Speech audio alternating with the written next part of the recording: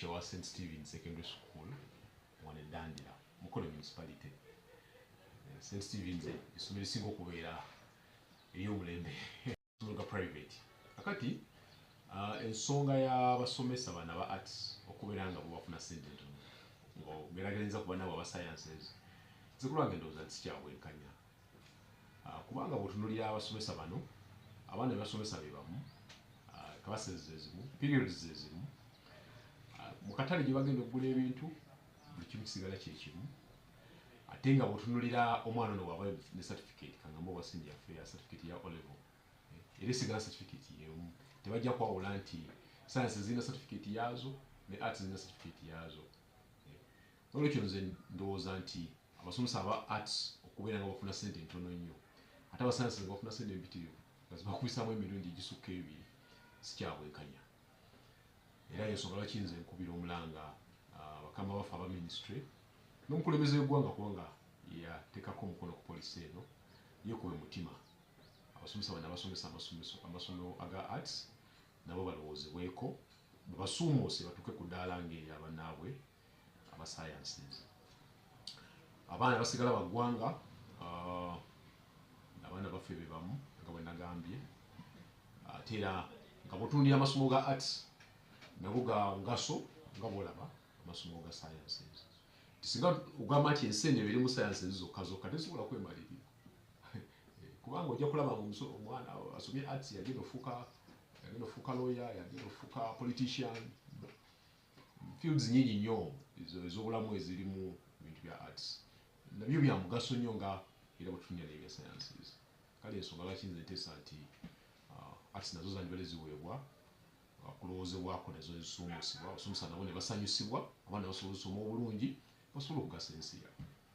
Era ne kino obanga okisezza bulungi kyatandise dda era effects twazirabye dda era nsuubira nti performance omwaka guno tugenda kukiramu arts nga abaana tebakoze bulungi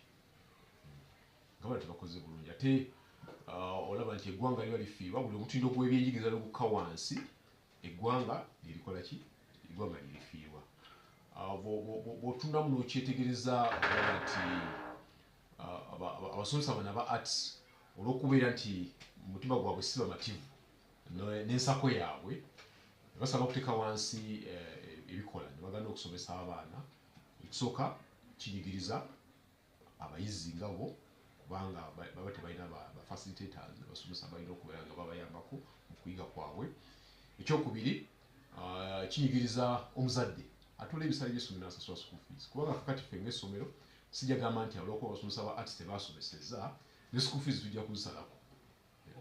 Omuzadde ejja kusigala nga asasula school fees nga bw'abadde alina okuzisasula zonna naye ate nga tafunye service. Kale no nze ndowooza nti olwedde kye tulaba kati tekitusanyusa era si kirungi olw'eggwanga lyaffe. Deputy teacher, St. Stephen Senior Secondary School, and in charge of academics mu ssomero muno. Twebaza Katonda kubanga ttaamu yaggula bulungi era n'abaana b'HSC tubalina abawera addala senior 5. Sijja gamba nti waliwo okusoomooza naye era mu kusomesa oba mu ntambuza erimu okuwa abaana amagezi wabaawo ebitono kino ekikalubaana n'ekino kiba nga kitambula bulungi oba kino ne kigaana nga kwawo we wali nti abaana baffe bano abapya batandika ne curriculum empya mu ttaamu esooka okusomesa kwaliwo nga tukozesa ku magezi ate de twajja muko ne ministry mu luwummula netuyita era twasindika abasomesa bonna okugenda okulaba nga basobola okusoma okuimprovinga. Ministry etuwadde the syllabus box okujja mu information twaziprintinga zonna ntuwa buli musomesa okulaba ng'asoma kuba information yonna mweri erina okusomesebwa. Ministry kyali etubangulamu mu luwummula kyali nti lessoni eno gitegeeka otya okwawukanako ku nsomesa ya O-level naye ng'ekiriwo mu kutusomesa okwo kyatuyamba okwongeramu ku speed abasomesa okusomesa. Ekyokubiri kyayamba entegeka y'ebisomesebwa nti wane subject ezimu empapula ezimu zagattibwa nti subject ebadde ina empapula 3 zafuulibwa 2 ebadde ina 2 emu yafuuka ki emu ng'ebibuuzo byonna bigenda kubuuzibwa muli kati mu kusomesa okwe twafuna kwatwala wiiki nga namba buli ssomero n'abafu betwasindika basanyufu nnyo nti bafunamu era bwe twavaayo ate ne tuddamu ne tubabangula buto ne bana abalala abakola ki abatasobola kutuuka nja kwogera ku kusoomooza kwe tulina ekisooka ebitabo ebimu bakola kye bayita abridged curriculum bajjamu topiki ezimu era ne batusindikira ne bakisindikira mu syllabus books. Ekyokubiri nti ebitabo tebimala mu O-level curriculum gavumenti yatuwa ebitabo byonna era weebiri naye mu ya A-level tenabatuwa biki tebaka tukyakwesabira ebitabo nti omusomesa alina okisoma ekinene bw'otula abaana abasinga kati bayingidde sciences biology chemistry physics math era ba arts batono ojasanga nti omusomesa alina okukwata biological science akwate scheme book eri ajakitunulemu alewo batagenda kubuuza we bagenda okukola ki kubuuza. Ekyokusatu abasomesa gamba eri ejaga nti emenya gwe ng'omukulu w'essomero olina okola nti oyagazisa abasomesa bano okwongera okwagala okukola ki okusomesa. Ekyokubiri kikuyingira mu nsimbi nti gwe wali owaayo esente bwe ziti olina okulanga olina omukola ki okumwongera. Ekyokusatu obudde buwera ate yeyongeddeko emirimu kati njagala babuulirayo nti abaana ba senior 5 taamu eno ey'okubiri nga bwe tukola aba O-level tulina okukola makisi zaabwe kye tuyita continuous assessment mu topic ezo tusindikire UNEM. Kati era tuli mu bigezo saawa eno tutaanza okukola tuyita activity of integration egenda okuweebwayo nti era bagenda kusangayo makisi nti ne bweneewandiza omwana ono alina okusangayo makisi ezo nekinayo kiwamu obuki.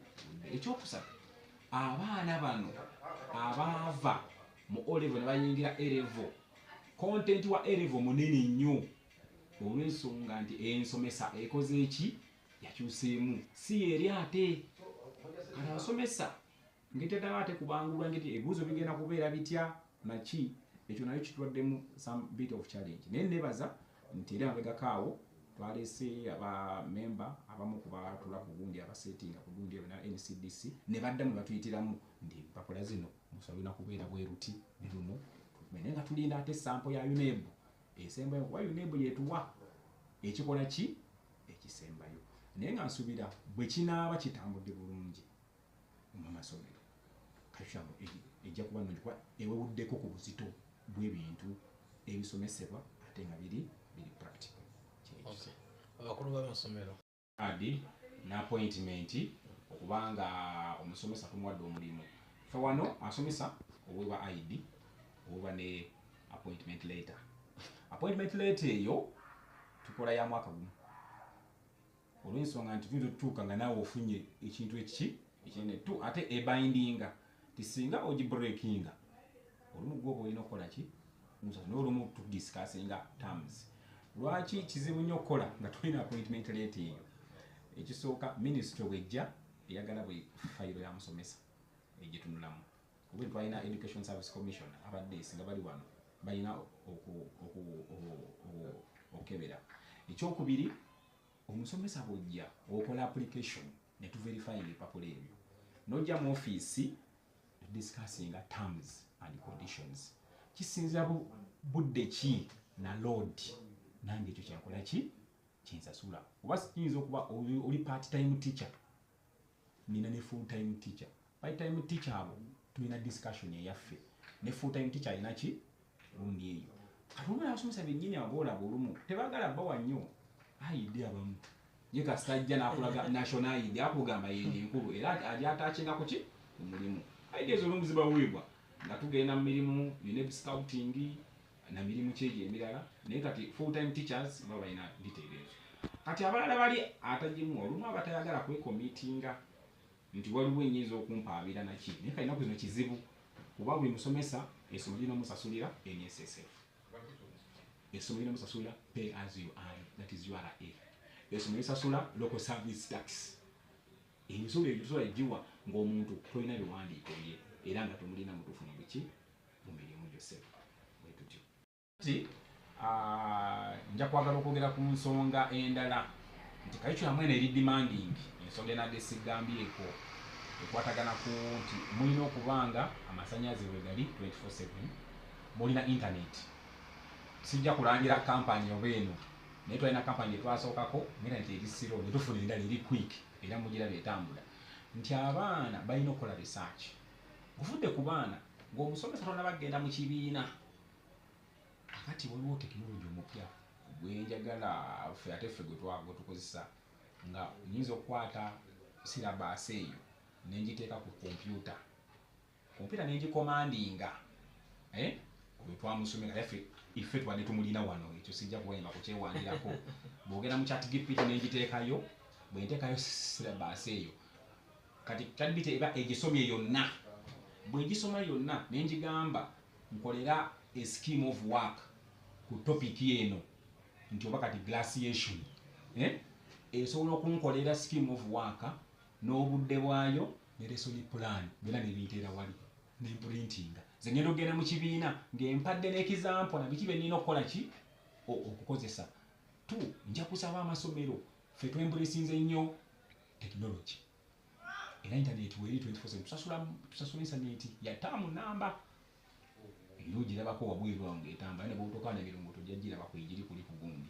Era abantu balawo wabweru awo tulina obudde bwe twagira nti omwana w'ekisulo omusajja gwasobodde okwafoodingira essomo lirina kompyuta zaalyo, bugenda mu kompyuta ngo bazijjudde have a personal laptop bw'oba ogikozesa zirina kudda mu ofiisi.